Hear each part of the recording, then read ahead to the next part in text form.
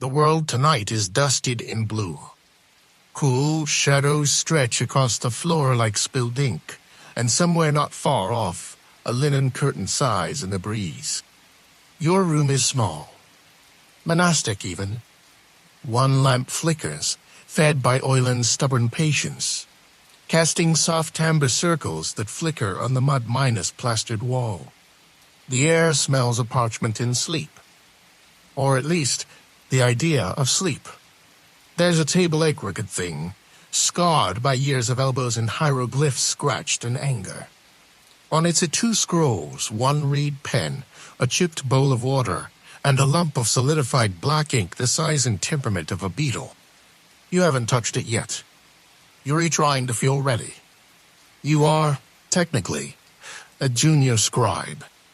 Outside, someone coughs theatrically in the temple courtyard. A donkey snorts with the exhausted gravitas of someone who's seen too much.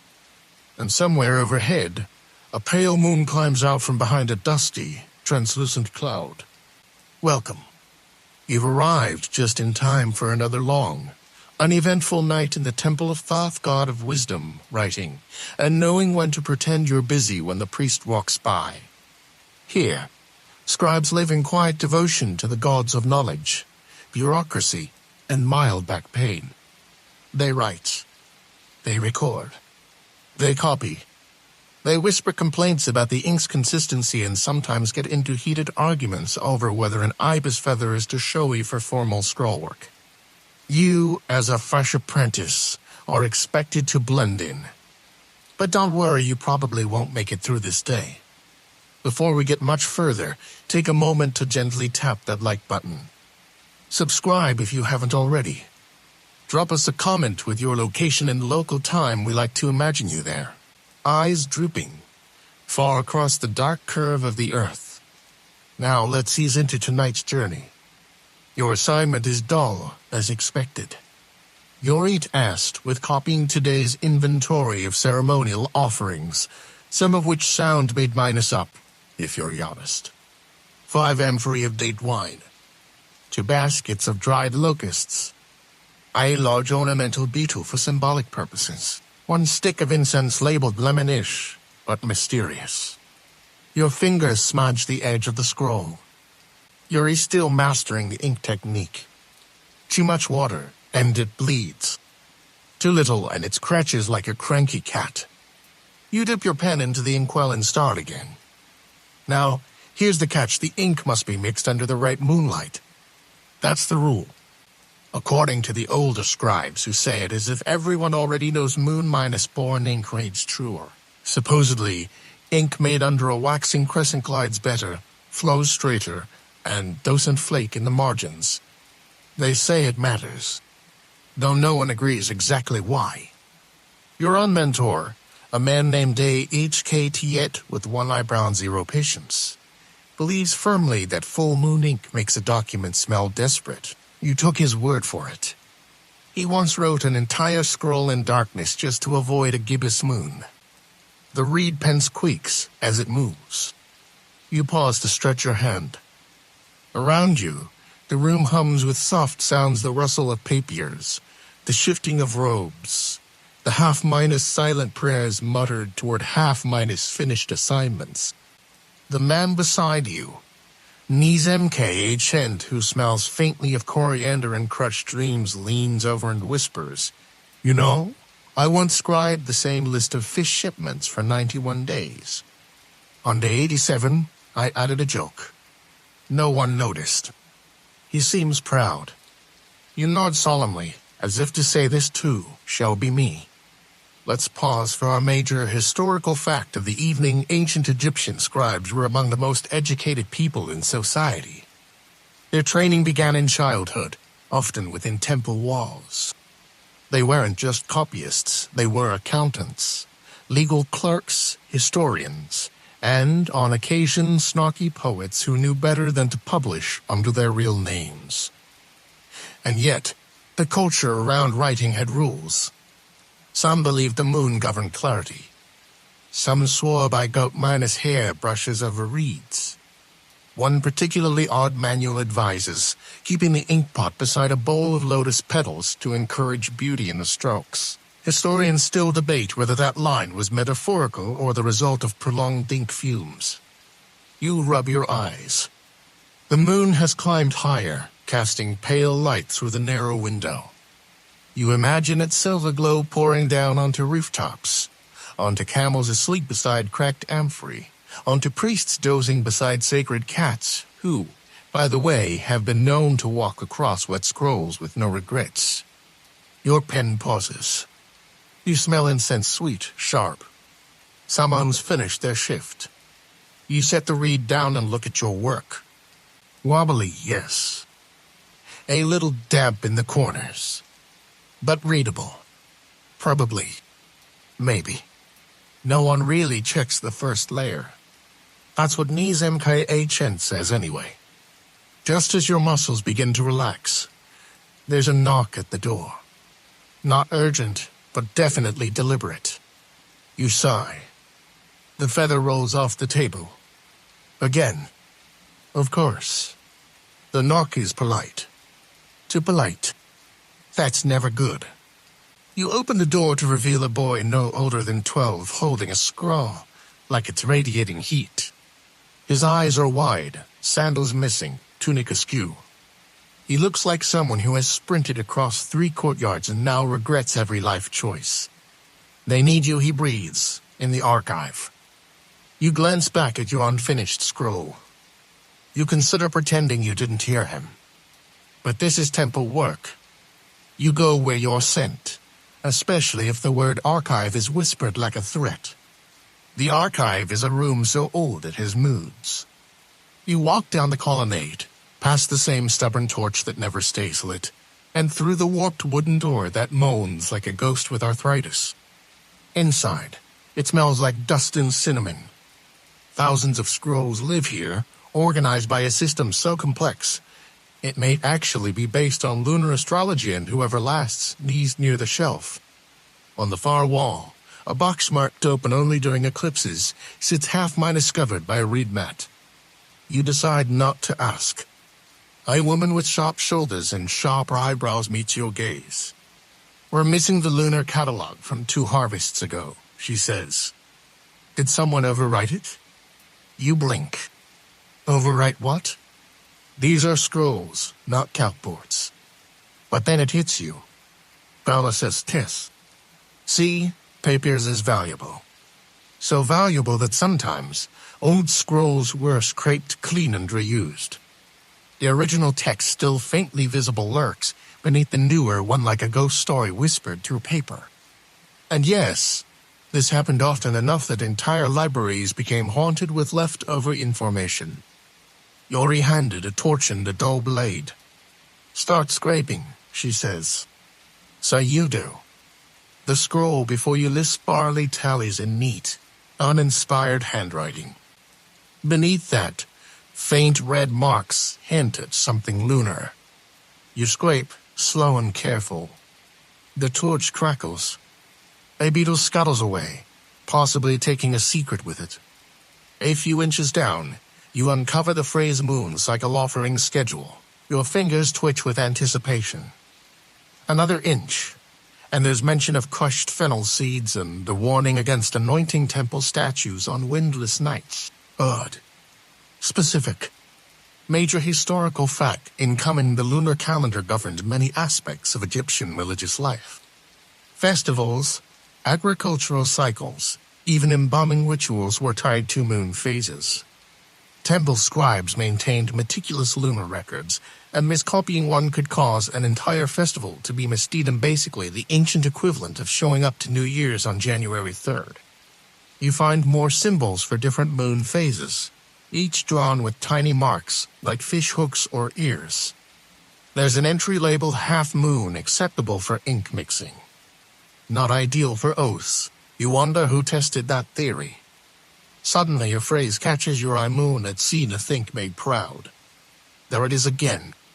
That word. You copy everything. The woman returns. She squints, grunts, nods, and hands you another scroll. Historians still debate whether scribes received overtime pay.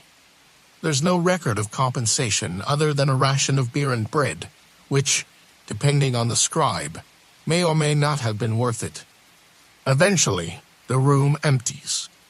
You sit a moment longer, scroll in your lap, torch burning low. Outside, the night deepens. The wind quiets. And your ink, made under moonlight, dries proud. Morning arrives slowly, the way an elder dog wakes from a nap reluctantly, and with a few suspicious creaks. Pale sunlight slips through the slatted window like it's not entirely welcome, brushing the edge of your scroll and making the black ink glisten, as if proud of its own density. You haven't slipped, but no one asks. In the temple, the sun is just another deity with its own tedious schedule. You stretch. Bones pop. The reed pen falls from behind your ironclad arrest to the floor like it, too, has had enough. A pigeon flaps dramatically past the window, landing with a thud and an unimpressed coo. This is your audience now. The sacred pigeon of mild disapproval. Your new task, according to a wax tablet delivered by an out-minus breath boy whose name you never caught, is to assist in the records of disputed dates. Yes, that's a thing.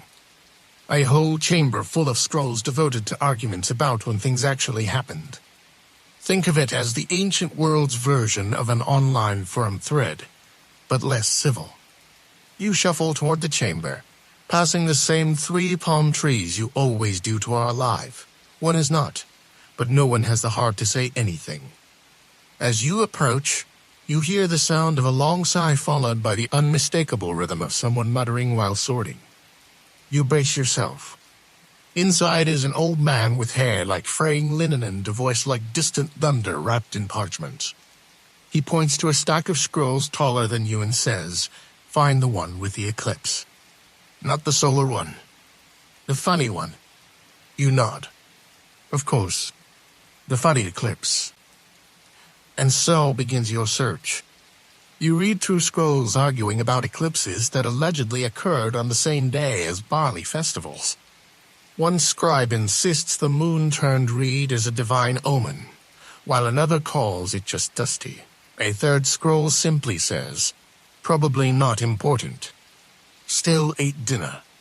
The major historical fact here: ancient Egyptians recorded astronomical events obsessively.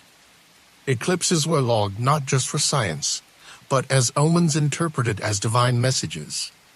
Some temples adjusted their rituals based on moon shadows alone. These records, in a strange twist of irony, helped modern astronomers confirm ancient dates with remarkable accuracy. But back then, it was mostly guesswork wrapped in conviction. You come across a delightful bit of weirdness, a marginal note about a priest who believed sneezing during an eclipse turned your soul sideways. No one quite knew what that meant, especially the priest. You copy the scroll onto a fresh sheet. Carefully. No ink smears, no shortcuts. You're halfway through when you accidentally elbow a pot of ink. It tips dramatically, then stops at the edge like a good cliffhanger. You exhale. Disaster narrowly avoided. The old man peers over. Find the phrase "moon's jealous wind." That's the one. You do. It's scratched faintly in reed ink, beside a sketch of 2 crescents and what appears to be a frowning ibis. Scholars still debate whether moon's jealous wind referred to a specific celestial event, a forgotten lunar deity, or possibly a scribe trying to impress a colleague. Theories abound. Footnotes sigh. The scroll is delicate, curled like a sleeping cat. You weigh it gently, stroke the outer layer, and prepare your read. It's just another line in a sea of lines. Another night preserved on fragile reeds, so that 3,000 years later, someone could go, huh? Interesting. You finish. Stand. Your knees ache in that sacred way reserved for temple floors and poor seating choices. The old man nods without looking. A silent benediction. Outside, the sun is high. You blink against it. The pigeons applaud your effort with more cooing. Probably sarcasm. You bow slightly, just in case. And then you return to your corner. Your inkpot is still warm. You eat lunch behind a column, as tradition demands. A bit of lentil paste wrapped in day-old bread. The bread cracks when you bite it, like it resents you personally. Still, you chew. The temple cat, sleek and judgmental, lounges nearby, staring as though you've misquoted something sacred. You toss it a bit of crust. It sniffs, turns away. Classic. Knees MKH and joins you, clutching a sticky tablet and a grin. Guess who's been promoted to festival scheduler, he says. You raise an eyebrow. He nods, clearly proud. They say I understand the moon. You nod back. You're not sure what that means, but you respect the hustle. He shows you a fresh scroll festival charts, tide tables, moon cycles, and a hand-drawn doodle of what might be a priest sneezing. You're not sure if it's scholarly or satire. Knees MKH and shrugs. They never check the margins. Then he adds, we're doing the anointing oil count later. You're coming. Of course. Afternoon means counting jars. Lots of jars. Some sealed with wax. Some labeled in hieratic with shorthand that makes no sense to you. One is just labeled nice smell. You line them up by moon phase, which makes no real difference, but feels orderly. Knees MKH insists on sniffing each one. Coriander, he declares. That one's for the new moon. You note it down. Another jar smells like myrrh, but aggressively. You write full moon morning strong. Here's your major historical fact. Essential oils and aromatic unguents were crucial to Egyptian ritual. Different scents were used for different moon phases and deities. Recipes were closely guarded, passed down orally, and sometimes written in code. Some were so complex, they've never been fully decoded. Historians still debate whether one recipe calling for sky resin was poetic language or a missing ingredient. You find a jar with something floating inside, possibly a dried fig, possibly a mouse. You decide not to ask. Knees MK, Shent, looks over. You know, he says, every jar has its own scroll. You groan. I know, he adds. That's why I told you. You begin transcribing. There's something oddly comforting about it. The slow pace. The rhythm. The feeling that you're preserving something sacred and extremely unnecessary. Obscure tidbit 1 scroll describes how to anoint a statue with oil while reciting lunar praises and walking counter-clockwise 7 times. If you mess up, it advises starting again, but faster. Very helpful. As the sun dips low, the jars gleam in the amber light. One leaks. You note it. Another seems to hum faintly. Probably your imagination. You and Knees MK pack up the scrolls. The oil counts are done. Tomorrow, someone will double-check them. Or not. Outside, the shadows stretch long. A breeze picks up. The temple cat reappears, now seemingly interested in the coriander jar. You walk slowly toward your quarters, reed pen tucked behind your ear, moonlight beginning its nightly climb. Somewhere above, the lunar gods watch, bemused. And below, ink still dries proud. Evening returns, as it always does, dragging behind it a long sigh of wind, the smell of sandalwood, and the distant clatter of a dropped scroll. Your body aches with the pleasant stiffness of someone who's lifted more jars than scrolls today. You sit cross-legged in your room, scrolls stacked neatly or passably beside you, with the quiet knowledge that something else will surely go wrong before sleep comes. Outside, torches sputter in their brackets. Somewhere in the archives, a scribe sneezes and pigeons take flight at once, either alarmed or judgmental, possibly both. You dip your pen into ink mixed this morning under a perfectly ordinary sky. The moon is half now, leaning gently toward waning, like a baker deciding when to turn the loaf. Tonight's task is poetic transcription of lunar hymns for the Temple of Khonsu. Khonsu, if you recall from your afternoon daydreams, is a moon god known for wandering the sky at night, sometimes appearing as a falcon-minus-headed youth, other times as a child with a side-lockened gaze that says, "I see what you spilled on the scroll." You begin writing he who travels in silver light, measure of time, keeper of shadow. It's beautiful, if mildly repetitive. There's a lot of mention of glowing, guiding, guarding, and something about silver breath. You wonder idly if the moon ever just wants to be left alone. Major historical fact: the Temple of Khonsu in Thebes was a center of lunar worship, and its priests maintained some of the most detailed celestial records of the ancient world. Hymns like the one you're copying were performed during nighttime rituals, thought to protect travelers, crops, and maybe even scribes trying to stay awake.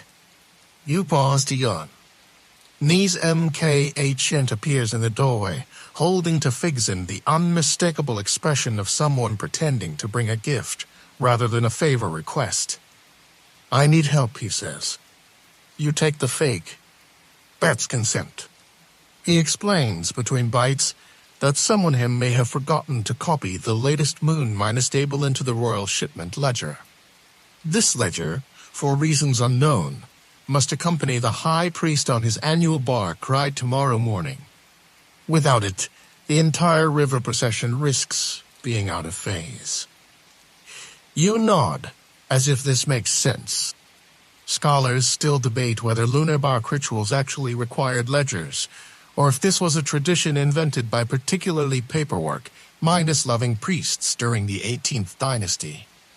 You follow him back through moonlit colonnades.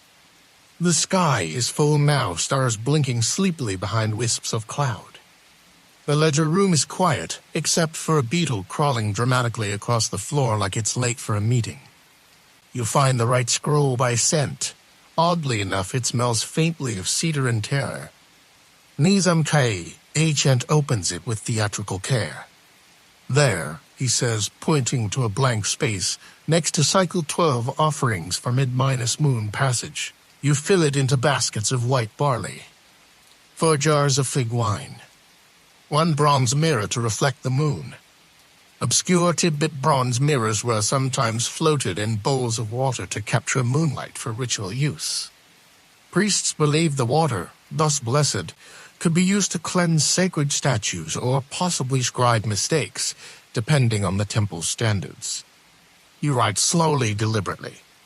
Ink smooth, moonlight soft. The room smells of warmed parchment and slightly panicked fig. You finish the entry. Nizam Kai exhales like a man saved from paperwork doom. He claps you on the shoulder. "Tomorrow," he says, "you get the day off." You don't believe him. Still, it's a nice lie. You return to your room.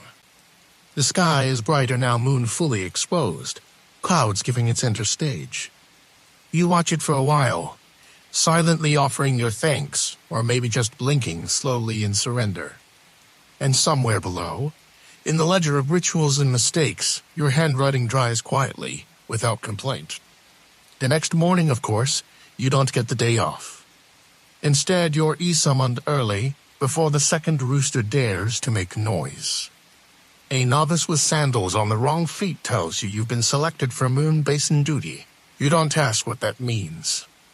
You regret everything. The basin is a large bronze dish set atop a pedestal in the temple garden. It's meant to reflect the moon during nighttime rituals, but during the day, it mostly reflects how dusty everything is. Your job is to polish it, with sand and lemon, and, for reasons no one explains, a small chant. You crouch beside the basin, scrubbing in circular motions while repeating the words "Silverface," "Clean again," "Show the sky with clearer skin." You're not sure if it's poetry or passive minus aggressive skincare advice. Still, you chant. You scrub. A beetle watches you from the grass, unimpressed. Major historical fact ritual cleansing of reflective surfaces was taken very seriously in ancient temples. These basins were believed to act as spiritual channels, not just mirrors. The cleaner the surface, the purer the reflection and the closer the deity. You lean over to check your progress and get a face full of your own exhausted reflection. Lovely. You add sunburned nose to your mental scroll of grievances. Halfway through, Nizam Kaye Chint wanders by with a scroll under one arm and a boiled egg in the other. You know, he says, if you scrub clockwise, it pleases the sky spirits. You stop. That's a lie, he adds, and walks off laughing. You consider throwing the lemon at him. Instead, you return to the basin. The chant is starting to sound like a lullaby now. The garden is warm. Bees hum lazily near the papiers plants. Somewhere a scribe sighs over spilled ink. You finish the polishing. The basin shines, reflecting the sky in wobbly bronze minus blue. You stare into it a moment. The clouds pass overhead like slow, sleepy thoughts. You think you see something move. Probably a bird. Definitely not a message from Konsu. Probably. Back inside, you're rewarded for your effort with another task, copying a scroll titled Occurrences under Lunar Influence. The list includes such thrilling moments as Agate gave birth during a waning crescent. A priest forgot the incense. A novice walked into a wall but claimed divine vision. Obscure tidbits: some temples maintained lunar incident logs, documents that cataloged odd happenings during specific moon phases. Most were mundane. The one does include the phrase statue after in full moon with no further detail. You copy slowly, chuckling softly to yourself. A cat, you think, probably handled it better than the priest. The sun shifts. Light dances on the polished floor. Your eyes begin to blur. You look up. The basin outside gleams. And your scroll? Still drying. Still proud. The afternoon limps toward evening with all the grace of a tired camel. Somewhere in the temple's inner courtyard, someone is trying to sing a nasal chant that may or may not be in tune with anything known to man or moon. You sit in your corner, scroll in your lap, and wonder if anyone's ever written him to silence. If not, you may be the one. Today's scroll is thicker than usual. Its edge warped slightly from moisture probably stored too close to the bats. It's titled The Accounting of Moonlit Incense. Already, your spine regrets everything. You settle in. The first entries are straightforward amounts, dates, moon phases. The usual trifecta. Then come the annotations. One scribe notes that incense burned under a gibbous moon smelled particularly revealing. Another insists that crescent moon incense must be lit with a left minus-handed flame. You pause. What is a left minus-handed flame? Major historical fact: incense played a vital role in temple rituals, both as an offering and as a sensory guide post meant to carry prayers skyward. Different mixtures were burned for different deities, and lunar phases could determine the precise combination.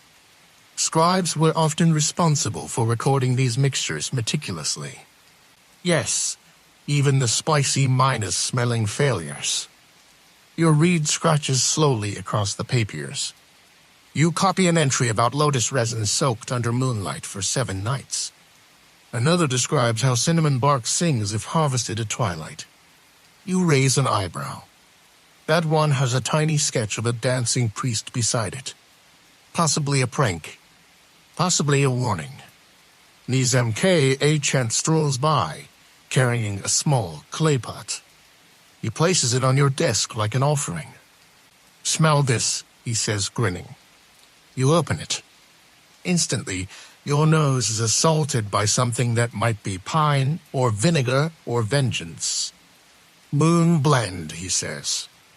Version 9. You nod. Bode. Scholars still debate whether temple incense recipes were adapted by region or simply improvised by priests tired of predictable smoke. There's a particular scroll from Heliopolis that includes crushed dates in something labeled unknown sand. Your theory, everything smells better with a little confusion. As you write, your fingers blacken from ink.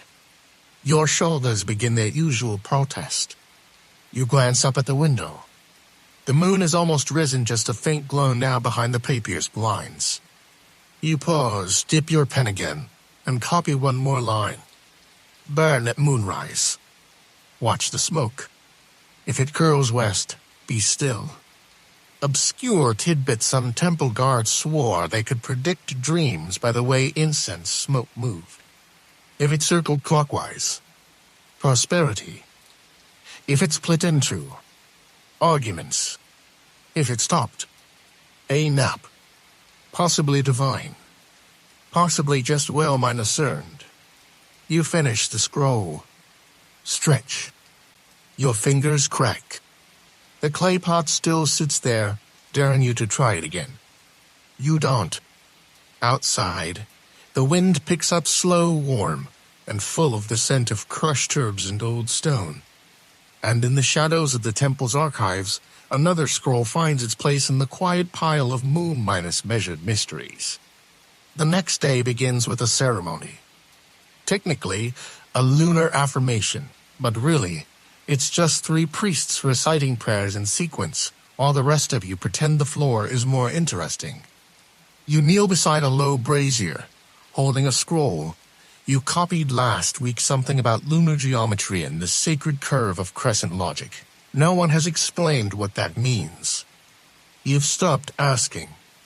The moon is only a sliver today, just a suggestion of itself. A priest waves incense over your head. You try not to sneeze. The chanting begins, low and rhythmic. The floor vibrates faintly, either from their stomping or your stomach reminding you that fig paste is not breakfast. Major historical fact ceremonies dedicated to the moon were often synchronized with precise lunar timings, some so exact that temples built special observation towers just to spot the first sliver. Timing a ritual to a lunar moment, Wasp just preferred it was sacred. The ceremony drags on. The second priest is slower than the first, and the third has a dramatic flair involving hand gestures that seem new and maybe improvised. You focus on your breathing. In through the nose, out through the growing list of mental complaints. When it ends, everyone rises, bows, and files out. Knees MKH catches your eye and winks like HES survived a small war. Back in the scriptorium, a surprise awaits. You've been assigned the scroll of lunar contradictions. Yes, it's exactly what it sounds like. A collection of arguments between ancient scribes about what the moon really means. You read the first few entries. The moon governs water. No, it governs time. Incorrect. It governs ink drying on second thoughts. You smile. It's like a celestial debate club with slightly better calligraphy.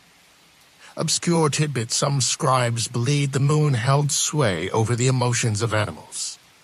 One scroll claims cats become prophetic during full moons, while another insists oxen can sense lunar betrayal. You don't know what lunar betrayal is, but you're now watching the temple cat a little more closely. You begin copying, your pen dancing through disagreements. Some are formal, others sarcastic. One simply says, as previously stated, you are wrong. You imagine to scribes, decades apart, arguing via scroll margins like time-traveling academics with no intention of yielding. Halfway down, you find a note in red ink. If the moon is a god, why does it wane? Either it tires, or it listens. You pause. Scholars still debate whether this was theological musing or poetic exhaustion. You decide it's both. You copy it down. The afternoon fades into evening. The room dims. The moon returns a little fuller, a little braver. You set down your pen, stretch, and listen. Somewhere outside, a priest chants softly. The temple cat yawns. You yawn back, and your scroll link still glistening in the low light sits still.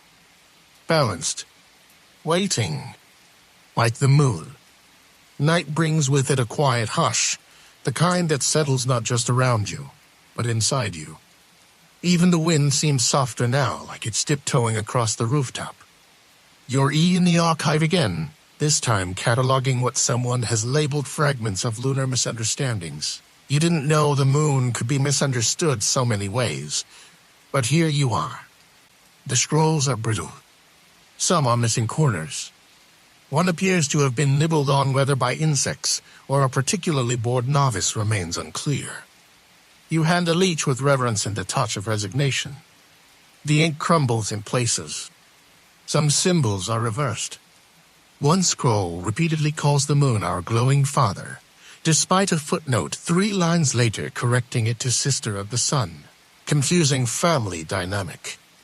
You copy what you can, noting where pieces are missing, guessing gently at intent. Major historical fact: over centuries, Egypt's lunar mythology evolved and overlapped. At various times, the moon was seen as masculine, feminine, both, or neither. Depending on region and dynasty, it shifted roles: healer, hunter, judge, traveler. Some temples described the moon's monthly disappearance as a death and rebirth. Others called it his journey through hidden light. You pause to sip from a bowl of warm barley tea. It tastes like liquid caution. A beetle crawls across the windowsill, pauses, and decides your scroll isn't worth eating. Small blessings. You return to the fragments. One reads, when the moon split, so too did the memory of the river. Poetic, but context minus free. The next fragment says, don't trust the third crescent. It tells secrets. You look up at the sliver in the sky. It looks innocent enough. Nizam enters, silent this time, holding 2 cups of something vaguely milky and faintly nutty. Sleep tea, he whispers, but for people who can't. You take a sip. It's warm and oddly comforting. He picks up a scroll, fragment, and squints. This one says, Moonlight sharpens thoughts. Moon minus dark hides them. He hands it to you. Which one are you? You smile. Somewhere in between. Outside, a dog barks once, then stops, as if it too remembered it was night. Inside, you finish your list.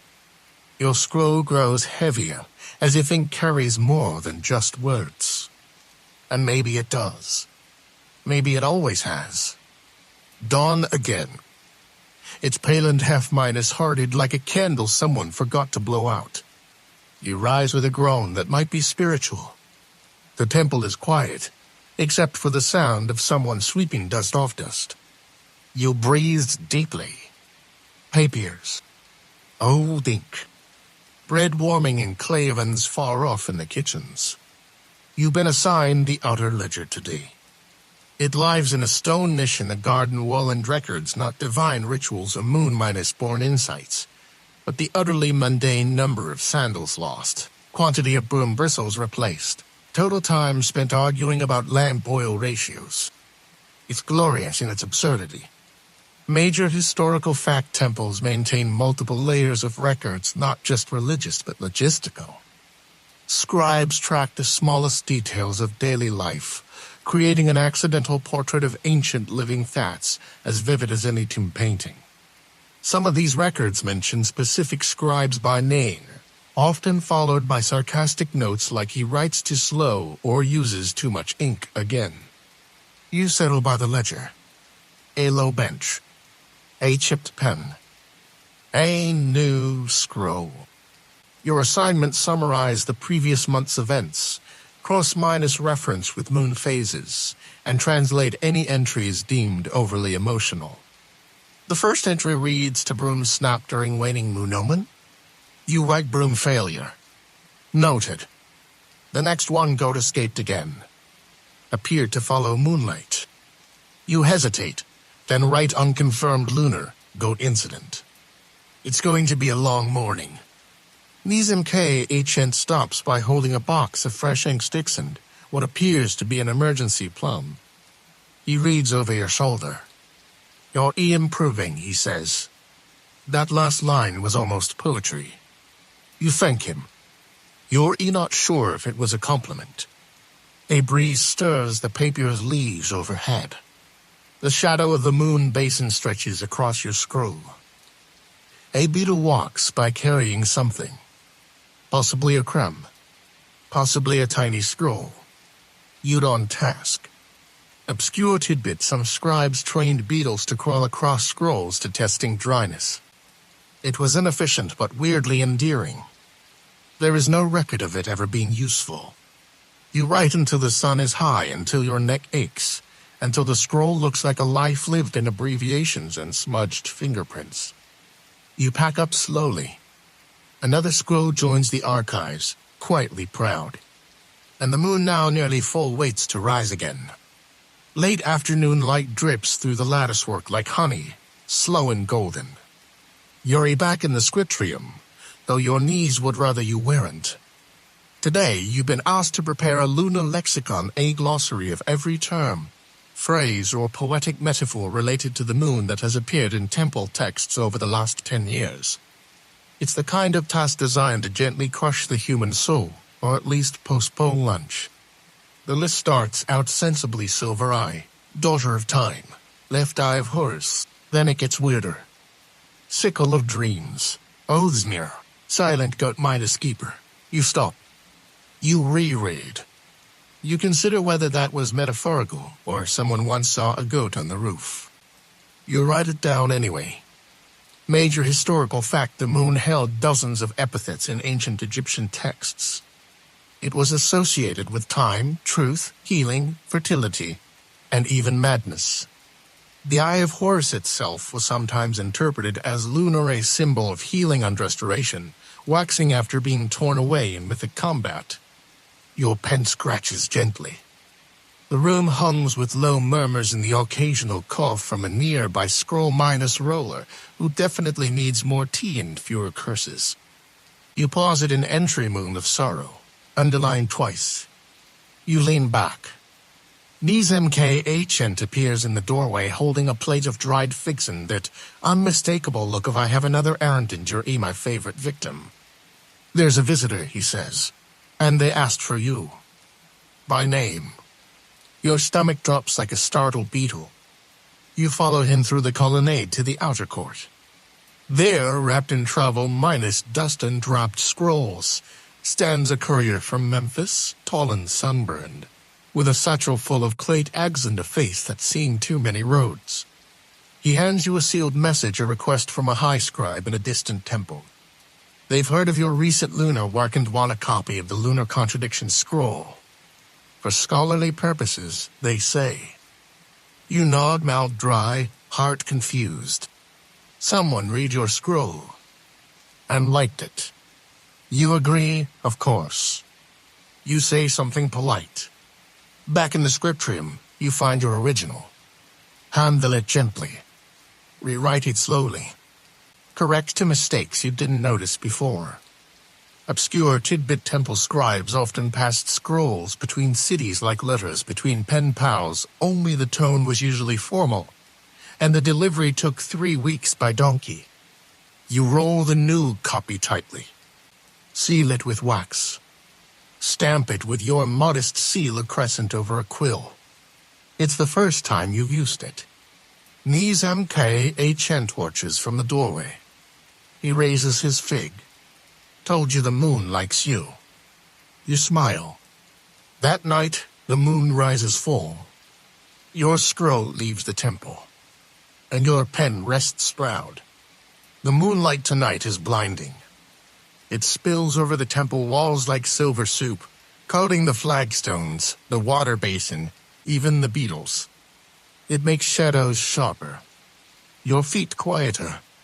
Your thoughts louder. You volunteered for night watch not out of duty, but because you couldn't sleep. Too much fig. Too much thinking. The temple at night is different. Echoes travel farther. Cats become philosophers.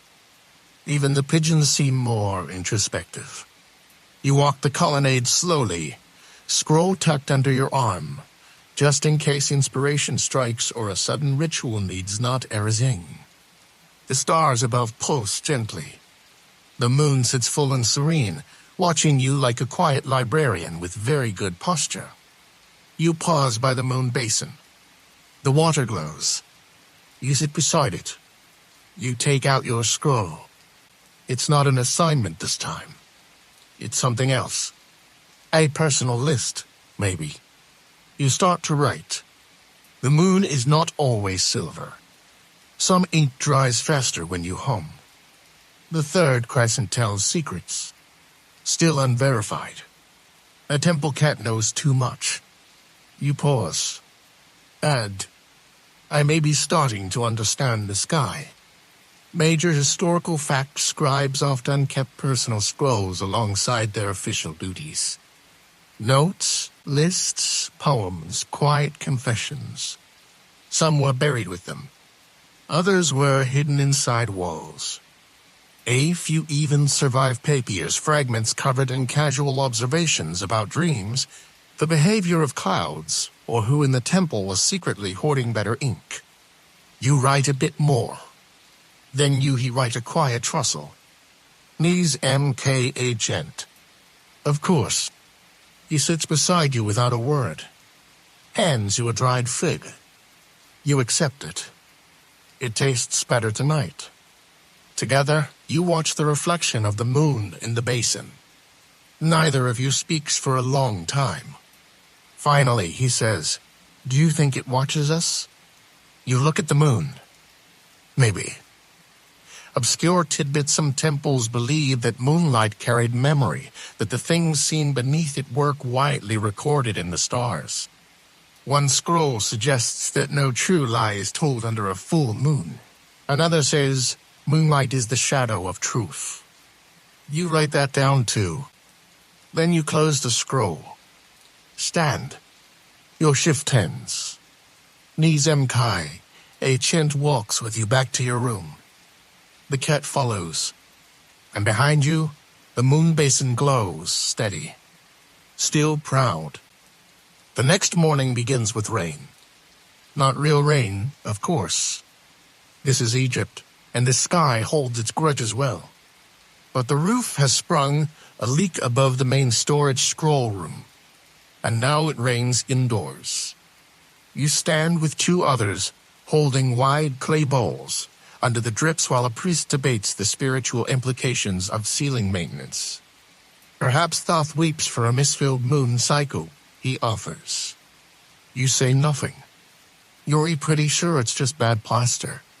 Still, the water drips into the bowl with rhythmic precision. 1, 2, pause.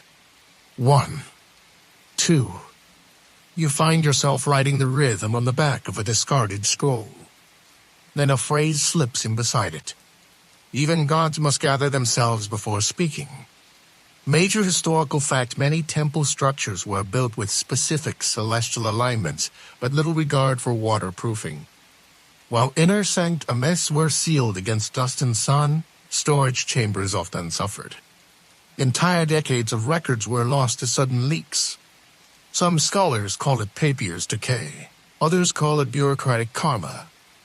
These MKH arrives late, supping, holding a scroll wrapped in damp linen. I saved the one about the lunar oils, he announces triumphantly, as though rescuing it from a fire rather than a puddle. You smile, take the scroll, and begin unwrapping it slowly. The ink has bled in places. What once read anoint with care beneath half-minus light now says something closer to avoid cat under shadow. Possibly prophetic. Possibly nonsense. You rewrite it carefully. Obscure tidbits: some scribes kept rain versions of their most important scrolls, copies transcribed with waterproof ink, made from fish glue and crushed charcoal. These versions rarely lasted long. But when they did, they became prized items mostly for their pungent smell. Later, the sun pushes through the clouds half-hearted apologetic. The ceiling continues to drip. You and Nizmk begin rearranging the scrolls into new piles. One for salvageable, one for still drying, and one for mystical blur. The last pile grows fast. You find a scroll with no title. Inside, a poem. Moon behind veil. Truth beneath ink. Light borrowed, but never stolen. You copy it onto a fresh scroll, then add your own line. Some gods speak in puddles. Nizmk raises an eyebrow. You're getting dramatic. You nod. It's the weather. He shrugs. Rain does that. You dry your hands on your robe. Outside, the breeze stirs again, softer this time. You close the last scroll, set it gently on the driest shelf, and walk slowly back to your room, your feet echoing off wet stone. Behind you, the drip continues. Steady, proud. You're dreaming of ink. In the dream, it flows backward up your pen, wrapping around your fingers, whispering secrets in a language that feels like remembering. You wake before it makes sense. The room is cool. Morning. Someone's left a scroll by your door. You unwrap it. It's from the High Scribe in Memphis. He liked your contradiction scroll. Once more. Specifically, your personal observations. Your metaphors. Your style, he says. He underlines the word. Use it back. Blink. Then laugh quietly, gently, like the world just turned slightly to face you. Major historical fact: while most temple scrolls were transcriptions or dictated texts, a few scribes were known for developing unique voices, adding flourishes, poetic turns, or careful commentary. These touches weren't always appreciated by superiors, but some survived, cherished by later generations who called them the whispering pens.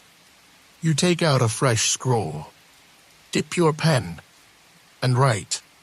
The moon is not consistent, nor am I. We are both reflections, but not always faithful ones. The words come easier now. You describe the way light bends around ink, the sound of reed pens on papyrus in the middle of the night, the temple cat's apparent disdain for full moon rituals. Nizmk enters halfway through, holding Brendan a smug expression. You're writing poetry, aren't you? You don't deny it. He sits beside you, offers a piece of bread. At this, even the moon prefers soft crusts. You do.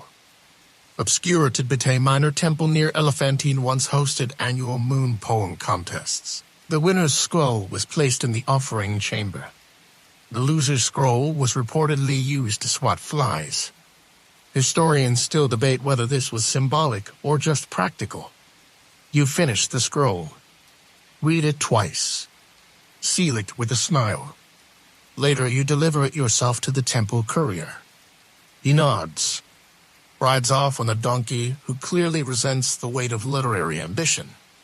You return to the scriptorium. Your old tasks await inventories, annotations, more questions about Goat Minus-related moon sightings. But something is different now. You write with more care, more rhythm, more you. And when the moon rises at night, you look up not for answers, but to say, I saw you. The moon does not reply, but it listens, and the ink on your scroll dries slowly, deliberately. As always, proud. The final morning arrives not with a task, but with quiet. No scrolls at your door. No urgent whispers from wide mine-aside novices. No crates of moon minus drenched barley requiring immediate trick-out. The temple breathes like a sleeping giant, deep, even, content. You step into the courtyard. The breeze smells faintly of tamarisk and ink. Shadows stretch softly along the limestone walls. It naps beneath a column, its part witching in some half-minus remembered chase. You sit on the warm stone steps, scroll in your lap, pen in hand. Today, no one asked you to write, so you begin anyway.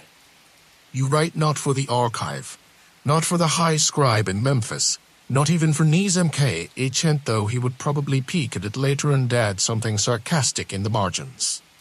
You write for yourself, for the quiet. Your scroll begins. This is how the moon teaches. By returning, by vanishing, by being seen only in pieces, and never once explaining why.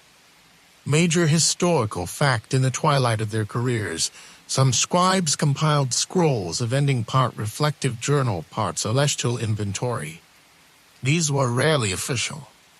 They were personal closures, gifts for no audience, sometimes buried, sometimes burned, sometimes left in a wall to hum quietly for centuries.